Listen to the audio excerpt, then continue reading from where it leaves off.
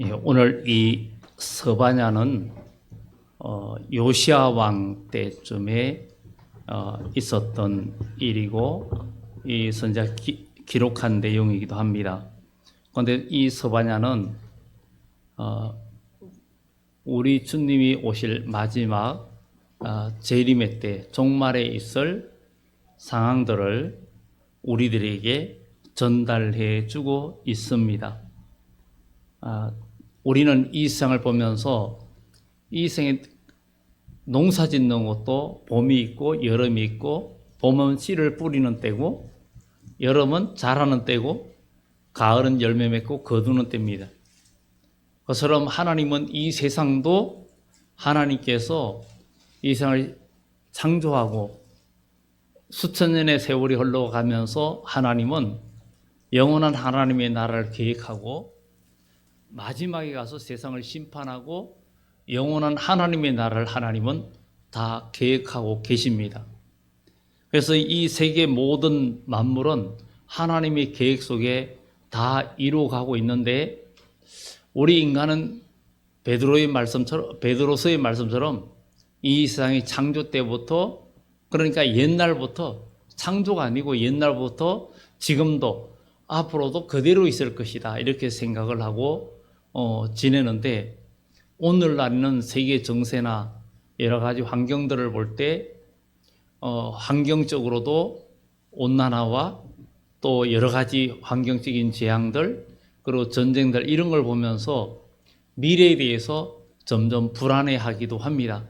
그러나 성경은 우리들에게 분명하게 말을 해주고 있고 많이 이야기하고 있지만 오늘 이 서바냐서는 특히 그 내용들이 종말에 관한 이야기입니다. 우리 그리스도인은 예수 믿고 구원받고 하나님의 나라의 백성으로서 천국 가는 것에 소망을 두지만 그러나 우리는 분명히 하나님의 모든 계획은 때가 있다는 것. 하나님도 역사를 지금 주관하고 계시고 이 세상도 모든 게 때가 있고 모든 게 있는데 우리 하나님께서 이 세계를 주관하는 모든 것을 우리가 이 시대를 보면서 우리는 알아야 된다는 것. 스가랴서에는 우리 주님이 오실 때 이 세상은 특히 굉장히 악하고 복음이 세상에 들어가지 않는 정말 악한 세상이 되어지는데 우리 하나님께서 마지막 때 이 세상에 사람들이 너무나 먹고 살기 좋다 보니까 신앙생활은 하는데 하나님 앞에 눈물로 부르짖으며 기도하고 구하는 자들은 찾기가 어렵습니다. 그런 시대에 요즘 살고 있습니다. 교회는 다니는데 정말 눈물 흘리며 하나님 앞에 애통하는 자들이 없는 시대가 되고 있어요. 사람은 육신적으로 뭔가 목이 마르든지 배가 고프면 먹을 걸 찾고 아이들도 배고프다고 찾고 이렇게 하는데 추우면 추운 대로 옷을 더우면 더운 대로 이렇게 모든 감각대로 살아가는데 문제는 우리가 영적인 감각이 살아나야 되고 이 시대를 볼 수 있고 느낄 수 있는 믿음의 사람이 되어져야 된다는 것을 성경은 우리들에게 말을 해주고 있습니다. 성경은 우리들에게 모든 것을 말해주며 특히 예수님께서 너희가 일기는 분별하고 천기는 분별하면서 시대의 표적은 분별하지 못한다고 예수님께서 책망하셨죠. 그런데 많은 성경의 선지서 여러 가지 이야기가 있지만 스가랴서에는 우리 주님 오실 때가 되면 온 세상의 기근과 전쟁과 지진과 모든 어려운 환경들이 오는데 그런 가운데서 전쟁이 있고 환란이 있는 가운데 잠시 평안함이 올 때에 하나님은 마지막 때에 요한계시록의 말씀처럼 주의 말씀을 읽고 듣고 지키고 또 10장의 말씀처럼 작은 책을 먹고 주님의 완전한 정인된 주의 백성들에게 다시 예언하라. 그것도 3년 반 동안 다시 예언하는 기간을 주는데 그 기간의 때가 스가랴서에서는 전 세상이 혼란하고 그런 와중에 잠시 평안함이 올 때에 그런 일들이 있을 것이라고 성경은 이야기합니다. 오늘날 우리는 이런 것들을 보면서 정말 사람들이 말세다, 뭐 주님의 때가 되었다 이렇게 말을 하지만 우리는 성경적으로 그것을 한번 비춰보면서 정말 주님의 때가 되었는지, 주님께서 우리에게 어떤 징조를 주시는지 이런 것들도 볼 수가 있어야 되고 느낄 수가 있어야 됩니다. 그래서 우리 그리스도인은 영적인 감각이 살아나야 되는데, 오늘 우리 함께 할 말씀은 진노 심판의 날에, 진노의 날에 죽을 자와 살 자, 살 자와 죽을 자를 이 성경을 통해서 보면서 우리는 분명히 환란이 오고 심판의 날이 올 때에도 살 자가 되어야 되고, 이 스바냐 서인은 또 시편과 이사야의 예언처럼 우리 주님이 오실 때에 하나님의 백성에게 절대적인 구원이 있는데 영과 육의 구원도 함께 암시해 주는, 우리에게 예언해 주는 내용들이 함께 있는 것을 보게 됩니다. 하나님은 우리의 영혼만 구원하는 것이 아니라 바로 우리 주님이 이 땅에 오셔서 죽은 나사로를 살리고 병든 자를 고치고 이렇게 물이 변하여 포도주 되게 하고 하신 이런 능력의 주님은 내가 창조주야 하는 것을 모두에게 보여주고 또 그분은 모든 권세를 가지고 있다는 것을 보여주셨습니다. 그러면 우리는 이 시대에 살면서 교회는 다니고 신앙생활을 하는데 영적으로 우리가 하나님의 음성을 듣는 삶이 되지 아니하면 하나님의 뜻을 모른다는 거죠. 그래서 지난번에 말씀드렸던 것처럼 하나님의 음성을 듣는 사람은 의로운 하나님의 말씀을 지키고 믿음 안에서 하나님의 그러니까 마음이 믿음을 지키고 말씀대로 살기 위해서 고통을 당하는 자, 고통이 오고 어려움이 올 때 기도하고 눈물을 흘리면서 하나님 앞에 기도할 때 그때 주님의 소리가 들리고 하나님의 뜻을 알 수 있는 영적인 교통이 있게 됩니다. 그렇기 때문에 우리 그리스도인은 그냥 교회만 다닌다고 하나님의 음성이 들리는 게 아니라 교회 생활하면서 여러 가지 어려움과 고난이 올 때 언제든지 말씀과 성령 안에서 믿음으로 살고 믿음으로 대처하는, 감정이나 욕심이나 나의 체면이나 나의 지식이나 나의 자랑이 이게 내 삶에 앞서가지고 내가 하는 삶 속에서는 하나님의 뜻을 내가 간파할 수도 없고 들을 수도 없고 깨달을 수도 없습니다. 그래서 항상 성경은 보면 믿음 안에서 눈물 흘리며 애통하는 자, 심령이 상하고 통회하는 자들을 우리 하나님은 들으시고 그들에게 다가가시고 그들에게 음성을 들려주시고 인도해 주신다는 거예요. 그러니까 우리는 신앙생활하면서 주님의 음성을 들었고 또 주님께서 우리에게 알려주는 하나님의 말씀을 깨달아야 되는데, 하나님의 말씀은 하나님께서 참 어떤 사람이 깨닫게 해주냐, 하나님의 말씀을 믿고 그대로 지키면서 말씀대로 살려고 하는 자들에게 하나님 말씀은 그 사람에게 능력이 되고 그리고 권세로 다가오고 힘이 되고 살아있는 말씀이 되지만, 말씀을 지키고 그대로 순종하는 삶이 아닌 자에게는 하나님 말씀은 그에게 아무 의미 없는 그런 말씀이라는 것을 우리는 기억을 해야 됩니다. 그리고 이 세상에 이런 것을 보면서 우리가 코로나 와서 3년 반 만에 코로나가 끝났는데 또 우크라이나 전쟁도 지금 만 3년이 넘어갔죠.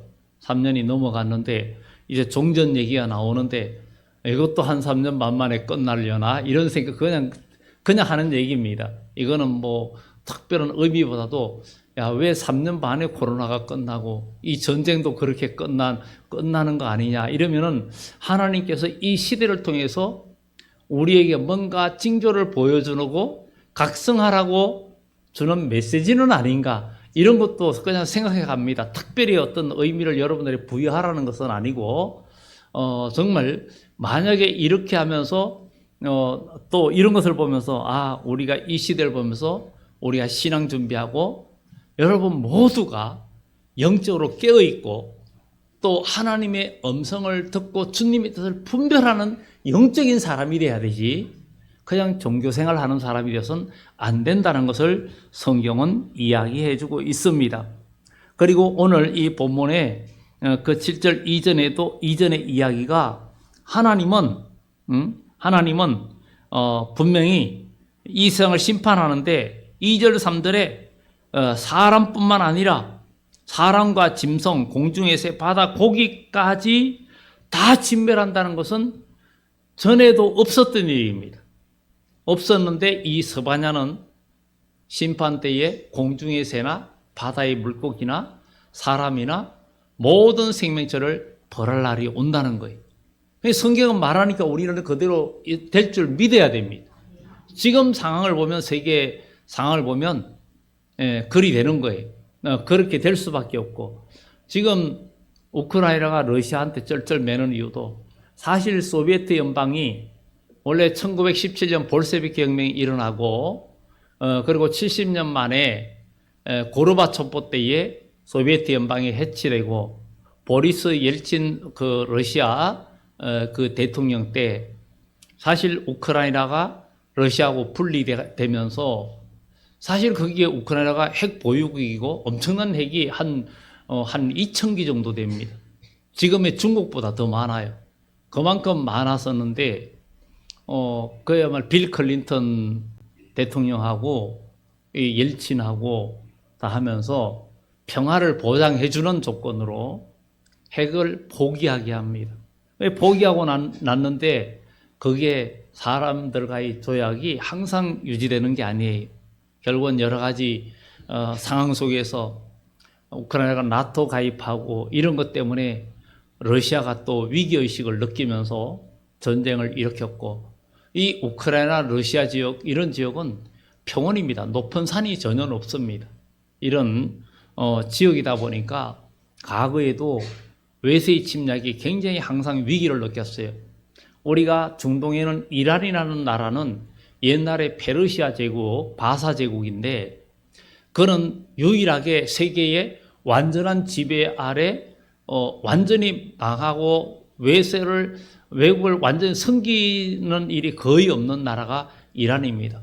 그것은 그 나라가 지형상으로 동쪽과 북쪽에는 해발 약 4,000m 가까이 되는 산맥이 가로막고 있고, 서쪽과 남쪽으로도 적어도 2,000에서 3,000m 되는 우리나라 태백산맥보다 더 높은 산맥이 가로놓여 있는 아주 천연 요새가 있는 나라가 바로 이란이라는 나라예요. 그러다 보니까 그 나라가 참 강성했고 침략해도 쉽게 정복할 수 없는 지형이 있는데 러시아나 우크라이나 지역은 그렇지 않습니다. 그래서 이런 전쟁이 일어나면서 위기가 오고 이러는데, 이 전쟁, 이런 모든, 전에는 다 좋은 세상이었는데 전쟁이 일어나면서 물가도 모든 것도 좋은 시대가 끝났잖아요. 어려움이 오는데 우리는 세상을 한탄하기보다 모든 상황들을 보면서 주님의 뜻이 어떻게 세계 속에 역사되고 있는가 하는 것들을 우리가 항상 볼 수 있는 그런 눈이 열려져야 되겠다는 것입니다. 그래서 스바냐는 하나님께서 모두를 전멸할 거다. 그러면서 하나님은 그런 가운데 하나님을 찾을 기회를 다 주었는데 그 기회에 하나님을 찾지 못한 자들을 다 멸한다는 거죠. 그래서 4절에서 6절 이야기가 유다와 예루살렘 모든 주민의 손을 펴서 남아있는 바알을 그곳에 멸절하며 거마림이라는 이름과 및 제사장들과 아울러 멸절하겠다. 지붕에서 하늘의 무별에게 경배하는 자들, 맹세하면서 말감을 가리켜 맹세하는 자들, 여호와를 배반하고 따르지 않은 자들, 여호와를 찾지도 아니하며 구하지도 아니한 자들을 멸절하리라, 이렇게 말을 하고 있습니다. 여기 신들은 그 몰록과 밀곰 이런 그 이방 신들을 말을 하고 있습니다. 그러니까 하나님을 찾지도 않고 구하지도 아니한 자들을 멸절하겠다는 거예요. 우리 주님은 이 땅에서 먼저 주님께서 뭐라고 그래요? 구하라, 찾으라, 두드리라. 그런데 오늘날 구하고 찾고 두드리는 기도가 너무 없습니다. 정말 눈물을 흘리면서 기도하는 사람을 찾기가 어렵습니다. 다들 바쁘다 그러죠. 그러나 정말 루터도 나는 매우 바쁘다. 그러므로 기도한다는 거예요. 기도하는 시간이 우리에게 정말 필요하고, 기도한다는 것은 창조주 하나님 그분을 의지한다는 거예요. 그리고 기도하면서 주님의 음성을 듣고 교통하는 믿음이 돼야 되는 거예요. 그래서 우리는 영적인 감각이 살아나지 아니하면 우리는 안 된다는 거예요. 왜냐하면 현재 하나님의 자녀 아닙니까? 하나님은 영이시라 그랬어요. 하나님은 영이신데 예배하는 자가 신령과 진정으로 예배할지니라. 하나님은 이렇게 예배하는 자를 찾는다 그랬어요. 우리 그리스도인의 믿음 안에서 그러면 어떻게 우리가 하나님과 교통하는 영적인 교통이 있을 수 있느냐? 회개해야 된다는 거예요. 회개해야 된다는 거예요. 아니, 회개할 게 없다? 아니에요. 왜 사도행전에 여러분 주보에도 실어놨어요? 찔림의 은혜라고. 찔림의 은혜라고. 이렇게 말했는데 집에 가서 주보 안 읽는 분들은 뭐 꼭 읽으시기 바랍니다. 찔림의 은혜. 처음에는 죄가 있는 줄 몰랐어요. 그리고 예수님을 만난 사람들도 현장에서 가나마다 잡힌 여인을 사람들이 돌로 다 쳐들고 돌을 들고 있었어요. 근데 그들은 자기는 의인인 줄 알았어요. 그래서 남을 정죄합니다. 근데 예수님이 너희 중에 죄 없는 자가 돌로 쳐라. 만약에 여기에 교회에 살인자가 지금 들어왔어. 아니면 동성애자가 들어왔어. 그러면 여러분들 어떤 시선으로 보겠습니까? 아, 저런 사람 바로 벌 받아야 돼. 저런 사람 지옥 가야 돼. 혹시 저 사람 나쁜 사람이야. 혹시 여러분들 마음에 정죄하고 심판하지 않겠습니까? 뭐 저런 사람이 다 있어. 이럴 수 있겠죠. 물론 죄는 죄예요. 그러나 정도의 차이, 우리 마음으로 남을 미워하는 것도 죄고, 실제로 그런 것도 죄인데, 그 사람을 왔을 때 우리는 정죄하기보다 그 사람을 위해서 기도해 줄 수 있는 그런 하나님의 사람이 되어서야 된다는 거예요. 용서라는 얘기 아니에요. 우리는 그를 정죄하고 그를 심판할 자격이 없는 거예요. 다 주님께 맡기고 그들을 주님께로 바로 돌아오게 할 책임이 있는 거예요. 근데 우리는 교회에서도 누가 잘못하면 누가 잘못했다고 막 그냥 정죄하고 막 그러죠. 막말로 뒷담화 친다고 그러죠. 그렇게 하죠. 이게 남을 심판하고 돌을 들고 있는 거예요. 우리는 다 돌을 들고 있는 거예요. 우리 주님은 그 여인에게도 나도 너를 정죄하지 아니하노니. 주님은 돌을 들고 있지 않았어요. 그런데 우리는 돌을 들고 있는 거예요. 남을 심판하고 잘했니 못했니 심판하는 그게 바로 돌을 던지는 거예요. 그것을 우리가 보면서 정말 우리가 말로 남에게 많은 고통을 주기도 합니다. 그런데 오늘 본문에 하나님을 찾지 않는 자들, 하나님을 찾을 기회를 분명히 줬다는 거죠. 찾을 기회를 줬는데도 찾지 않는 자들이 마지막 때 망한다는 거예요. 그래서 지금은 은혜 받을 때고 지금은 구원의 날이라고 그랬어요. 여러분, 우리 정신 차리지 않으면 환난 날에 피할 방법을 모릅니다. 그러나 여러분들이 깨어 있다면 그 순간순간 때가 되었을 때 하나님께서 여러분들에게 이게 정로다, 이게 살 길이다 깨우쳐 주십니다. 이게 하나님의 역사입니다. 하나님의 역사예요. 정말 항상 느헤미야 같은 사람도 원수가 산발랏이나 도비아 이런 사람들이 그를 해하려고 편지를 보냈는데 하나님께 깨닫게 해주세요. 실상은 나를 해하고자 한 것을 깨달은지라 하는 것처럼 하나님께서 모든 것을 깨닫게 해주시고 느끼게 해주시는 그런 은혜를 경험하는 여러분들이 되기를 예수 이름으로 축원합니다. 그런데 그러면서 이제 이야기합니다. 주 앞에 잠잠하라. 여호와의 날이 가까웠다. 희생을 준비하고 청할 자를 구별했다. 그러니까 청할 자를 구별했다는 것은 심판의 도구를 준비한다는 거예요. 심판의 도구.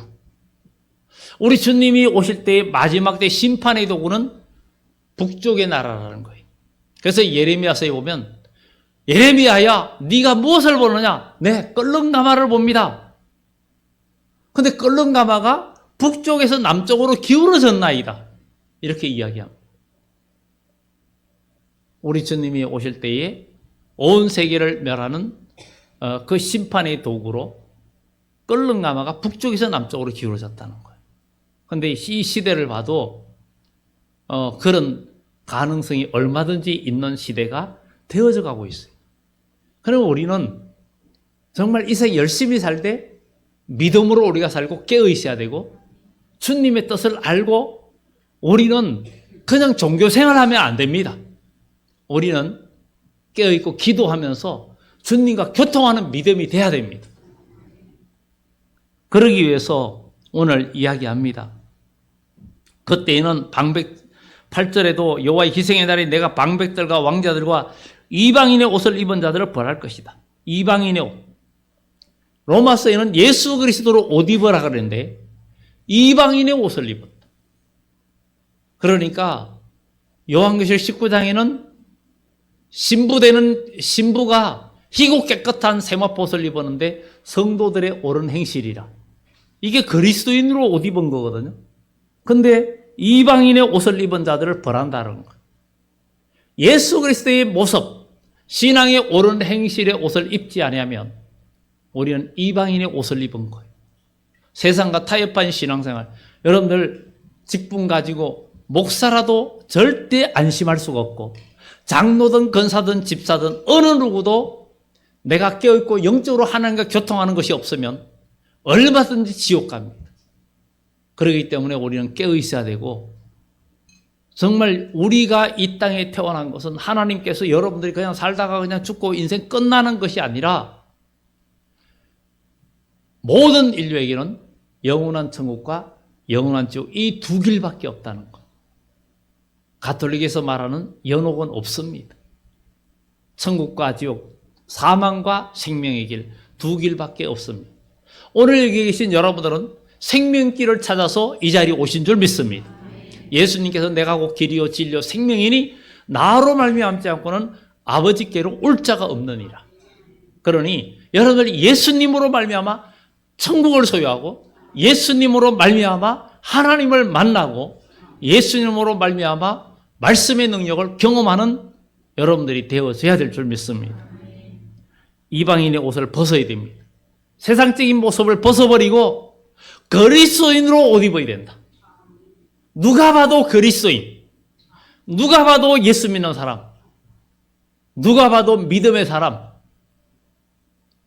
이런 사람이 돼야 어려움을 당해도 하나님은 건져주시고 인도해 주신다는 거예요.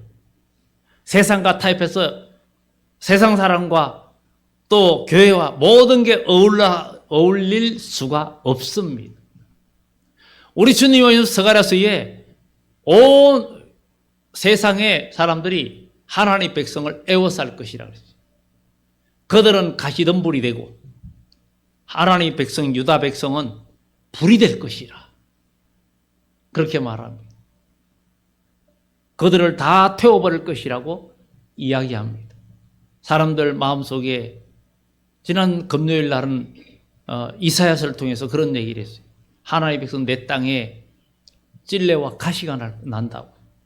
찔레와 가시가 난다. 이것은 내 땅은 교회를 말합니다. 교회 안에 사람들이 마음속에 찔레와 가시가 나서 서로 찔려. 서로 말하면서 감정에서 서로 상처받고 그래. 그건 뭐예요? 다 찔레와 가시가 나서 그래. 그 찔레와 가시는 뭘로 태워요? 불로 태우는 거예요. 그것을 이기는 방법은 내가 성령의 불을 받는 거예요. 성령 충만을 받으면 그 마음속에서 나는 찔레와 가시는 다 타서 없어지는 겁니다. 이게 하나님 역사예요. 그래서 성령 충만을 받고 성령의 인도함을 받는 자가 마음속에 모든 제약된 생각들을 다 불태울 수 있고 주의 성령의 불길로 태워달라 그러죠. 이런 은혜를 입어야 되는 거예요. 그런 자들이 천국을 얻을 수 있고 천국 백성이 될 수 있고 하나님의 나라를 경험할 수 있는 겁니다. 이런 은혜를 우리가 입어야 됩니다. 그래서 이방인의 옷을 입고 있는 자들을 벌할 것이고 문턱을 뛰어넘어서 포악과 거짓을 자기 주인의 집에 채운 자들을 내가 벌하라. 포악과 거짓, 또 모든 위반자를 말하는 거예요. 여기에 해설 내용은 많이 있지만 결국은 주인의 집에 포악을 채운 거예요. 주인의 집이 뭐예요? 여기는 아버지 집이에요.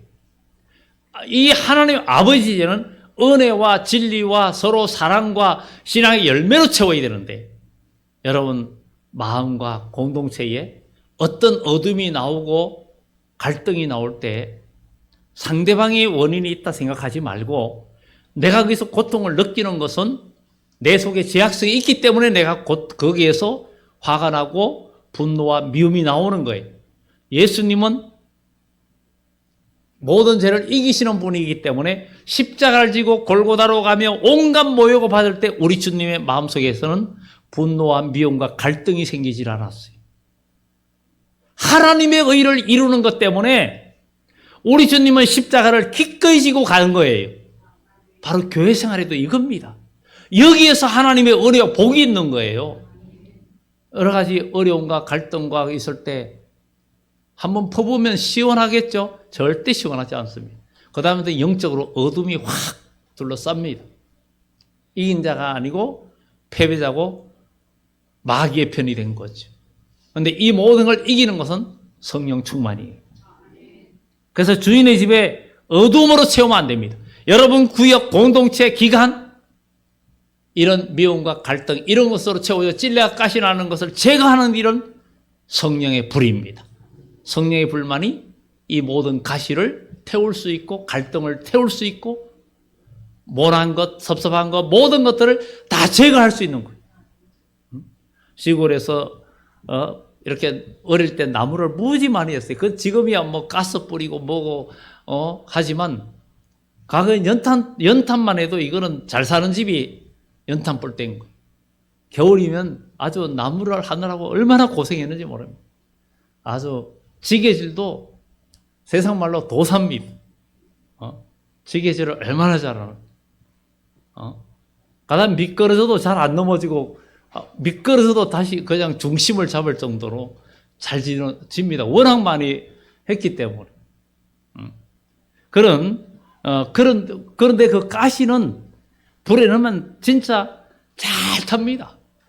그리고 여러분 가시나무가 거대한 나무 된 거 보셨습니까? 가시나무는 거대한 나무가 없습니다. 이 세계에 가시나무가 거대한 고목이 된 나무는 전혀 없습니다. 가시나무는 뿌리가 깊지 않고요. 가시나무는 거대한 고목이 돼서 사람들 그늘 밑에 거하는 나무가 전혀 없습니다. 듣고 보니 그렇죠. 우리 인생도 마찬가지. 말에 가시가 있고 마음의 갈등과 그 모난 사람, 우리가 그 모난 걸 성령의 불로 태우지 아니하면 가시나무가 좋은 나무가 되지 아니하면 절대 큰 나무가 되지 않는다는 거예요. 그럼 우리 믿음 안에서 이제 가시나무가 예수 그리스도의 접붙임을 당해서 좋은 나무가 되기를 예수 이름으로 축원합니다.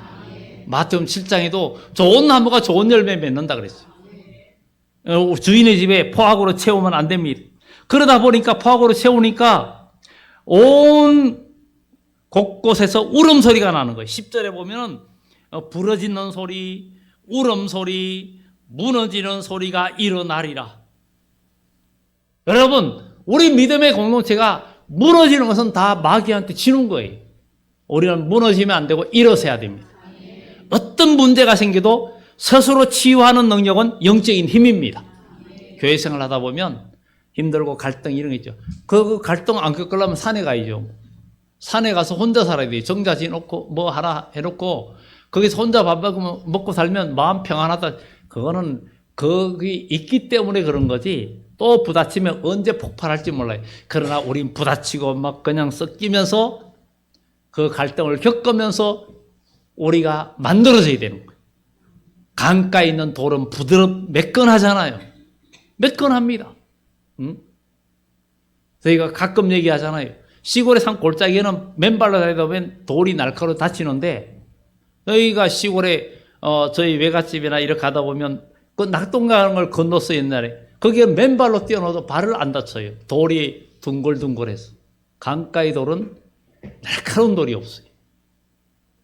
오늘 우리 그리스도인은 교회라는 공동체 안에서 서로 가시가 나고 부딪힐 때 이것을 부드럽고 태우는 방법은 성령의 불입니다. 그런 부작용도 없고 모두가 사는 거예요. 이게 하나님의 역사입니다. 그래서 이렇게 결국은 포악으로 채우니까 모두가 무너지는 소리, 우는 소리 이런 것만 나는 거예요. 그때 하나님께서 예루살렘에서 찌꺼기같이 가라앉아서 마음속에 스스로 이르기를 여호와께서 복도 내리지 아니하며 화도 내리지 아니하는 자를 등불로 두루 찾아 벌하리라 이렇게 말합니다. 여기에 찌꺼기같이, 여기에 뭐라 해요? 찌꺼기같이, 응? 찌꺼기같이 가라앉아서 마음속에 이렇게 말합니다. 여기 찌꺼기에 위에 엉겨붙은 자들 의미입니다. 이것을 찌꺼기에 엉겨붙은 자들 이런 뜻입니다. 그들의 찌꺼기 이런 뜻이에요. 좋은 술을 만들 때에는 처음에 넣어가지고 그것을 가라앉았을 때 위에 맑은 것을 옮기고 그것을 또 옮겨가 최고 맑은 거 그것을 귀한 것으로 여깁니다. 그리고 찌꺼기 밑에 앉은 거는 이게 변질도 되고 맛도 떨어지고 그러는데 밑에 가라앉아 있는 것 그거는 나중에 재하가 되고 버림받는 찌꺼기예요. 그런 것들을 우리가 보죠. 어떤 것도 뭐 가루로 된 거 뭘 끓이거나 하면은 다 가라앉아 위에 것만 따라오는 것처럼. 근데 여기 가라앉은 찌꺼기, 찌꺼기. 이것은 무엇을 말하냐면 이 내용의 원뜻은 무사한 일에 엉겨붙은 자들. 무사한 일에 엉겨붙은 자들. 그 찌꺼기는 맛과 향이 없어요. 찌꺼기는. 그처럼 결국은 신앙의 맛과 향기를 잃어버린 그리스도인. 이런 자들을 바로 찌꺼기같이 가라앉은 자를 말하는 거예요. 우리 그리스도인은 살아있는 신앙이 돼요. 뭔가 복음을 위해서 내가 열심을 내고 뛰고 순종하고 복음을 위해서 움직이고 나갈 때 예수 그리스도의 향기가 나타나고 하나님의 이름이 높아지고 이런 자들에게 하나님은 복을 주신다는 거예요. 그리고 이런 자들에게 하나님은 모든 것을 채워주시고 인도해 주신다는 거예요. 바로 이것은 선민다운 그리스도인다운 맛과 향기를 내야 됩니다. 너희는 망하는 자나 구원을 얻는 자 모든 자에게 향기라고 그랬어요. 향기. 그래서 우리는 정말 여기에 찌꺼기 가라앉는 것은 어디에도 쓸모없는 찌꺼기라는 거예요. 그러니까 하나님 나라의 하나님의 일에 쓸모있는 일꾼이 되어야 된다는 것을 이야기하고 있습니다. 나는 주의 전에 어떤 일이든 쓰임받을 수 있는 이 공구도 보면 모든 항상 쓰임받는 공구도 있고 어쩌다가 쓰이는 공구도 있고 안 쓰는 공구는 버림받죠. 하나님의 일에도 쓰임받는 사람이 복이 있습니다. 여러분 어떤 일에도 쓰임받는 사람은 멀티 일꾼이. 어떤 사람은 나는 항상 서피아야 그러죠. 나는 서피아야. 항상 하는 사람이 있고 나는 땜빵 일꾼이야. 난 땜빵 일꾼에서 기분 나쁘대. 그런데 저는 그 땜빵 일꾼을 특공대라고 그래요. 특공대. 군대에도 항상 지역에 배치된 사람들이 있는데 특수부대는 배치가 돼 있는 게 아니고 뒤에 있다가 필요한 곳에 투입되는 거예요. 그들은 아주 정예의 군사예요. 가면은 그 사람이 가면 다 해결되는 거예요. 그러니까 혹시 땜빵으로 일을 하는 사람이 있다면 자부심을 가지고 그래 나는 특수부대야. 어떤 문제가 있는 곳에 부족한 곳에 내가 가서 도와줘서 문제를 해결해야지. 이런 영적인 특수부대로 생각을 하시고 힘을 내시면 하나님이 복을 주시는 줄 믿습니다. 그래 힘을 내야 되는 거예요. 한 번 땜빵 할 때도 가서 해결하면 얼마나 귀한 일이요. 하나님이 기뻐하는 일을 했으니까. 그런데 찌꺼기 같이 가라앉아 있으면 안 된다는 것을 말을 해주고 있는 것을 보게 됩니다. 그러면서 그들이 가라앉아서 마음속에 스스로 이르기를 그랬어요. 마음속에. 마음속에라는 것은 뭘 말하는? 사람들은 정말 맹목적으로 하나님을 믿는다 하기도 합니다. 외형적으로는 하나님을 경외합니다. 그러나 진심으로는 하나님을 믿지 않고 있습니다. 왜냐하면 행동에서 안 나타나고 말로 안 나타납니다. 에? 여러분 주보에 또 실어놨어요. 말이 신앙을 나타낸다고. 나는 말이 신앙을 나타내요. 그 사람 말하면 이 사람이 신앙인가 아닌가를 나타내요. 10명의 정탐꾼은 육적인 말만 해요. 요서와 갈렙은 믿음의 말을 해요. 오늘 여러분 다 만나면 영적인 말만 하시기 바랍니다. 그게 필요한 거예요. 그래야 서로 치료되고 서로 복을 받는 거예요. 교회는 세상 이야기 하는 것보다도 믿음에 간증하고 나누는 그런 시간이 되어져야 됩니다. 정말 외형상으로는 하나님을 경외하는데 중심은 하나님을 믿지 않기 때문에 믿음으로 안 살아. 그러니까 알고 보면 무신론자라는 거예요. 위선적인 신앙 이런 것들을 말을 해주고 있습니다. 그리고 마음속에 이르기를 여호와는 복도 내리지 아니하며 화도 내리지 아니하리라는 자. 그러니까 복도 안 내리고 화도 내리지 않는다. 그런데 이사야 1장 19절은 분명히 뭐라고 말합니까? 18절 19절에 오라 우리가 서로 변론하자. 너희 죄가 주홍 같고 진홍 같을지라도 눈과 같이 양털같이 될 것이다. 너희가 절겨 순종하면 땅의 아름다운 소산을 먹을 것이고 거절하면 칼에 삼켜지리라. 아니 순종하면 복을 받는다 그러잖아요. 거절하면 칼에 삼켜진다 그러잖아요. 그대로 될 줄 믿고 순종하면 복을 받습니다. 여러분 순종해야 됩니다. 하나님 말씀대로 하나님 함께 주실 믿고 나가는 거예요. 그게 신앙입니다. 해주면이 아니고 해주실 줄 믿고 나가는 거예요. 그게 복이에요. 어린 자녀는 학교 가고 뭐 어디 갈 때 걱정 안 해요. 미래 걱정 안 합니다. 엄마 아빠한테 나 나중에 커서 어른이 되고 뭐 할 때 뭐 해줄 수 있니? 해줄 수 있어요 하고 뭐 자꾸 미래 나중에 아니 초등학교 다니는데 나 고등학교 보내줄 거예요? 대학교 보내줄 거예요? 이런 염려하면 되겠어요 안 되겠어요? 그냥 그 순간 그 최선을 다하고 학교 다니면 다 알아서 해주는 거예요. 우리 하나님께서도 하나님의 백성을 다 알아서 해주십니다. 너희 행사를 여호와께 맡기라 그랬잖아요. 그러면 그가 지도하시고 인도해 주시리라 그랬어요. 이런 것을 경험하고 체험하는 그리스도인이 되어져야 될 줄 믿습니다. 이제 이 말씀대로 우리가 살지 못할 때 그 이후에 이야기가 나옵니다. 뭘로 찾느냐? 등불로 찾는다 그랬어요. 등불로 두루 찾아 벌하리니 하나님의 말씀의 빛으로 비춰서 그 빛에 해당되지 않고 찌꺼기처럼 말씀에 해당되지 않고 앉아있는 자들, 가라앉아 있는 자들을 다 벌하리니 그들의 재물이 노략되고 집이 항폐하고 건축 하나 살지 못하고 포도원을 갖거나 포도주를 마시지 못하리라. 이렇게 모든 걸 잃어버릴 때가 온다는 거예요. 그러면서 그 다음에 이야기가 하나님의 심판의 날이 가깝다. 큰 고통, 분노의 날, 환난의 날이 온다. 그때는 16절에도 나팔을 불러 경고하고 경고한 성읍들을 치면 높은 망대를 치는 날이다. 이 경고하는 날. 이것이 바로 심판을 선포하는 날이다. 하는 것입니다. 그리고 사람들이 티끌처럼 정말 우리가 그 러시아 전쟁을 보면서 너무나 많은 사람들이 수십만 명의 젊은이들이 길거리에 들판에 정말 분토처럼 쓰러지고 그렇게 희생되지 않았습니까? 근데 이거는 아무것도 아니에요.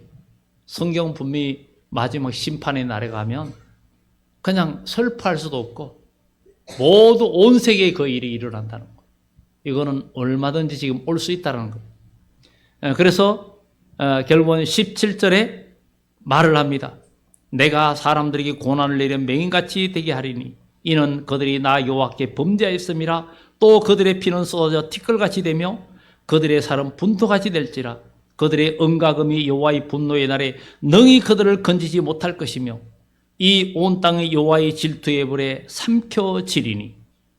은가금이 이게 요즘은 금값이 막 그냥 금값이요.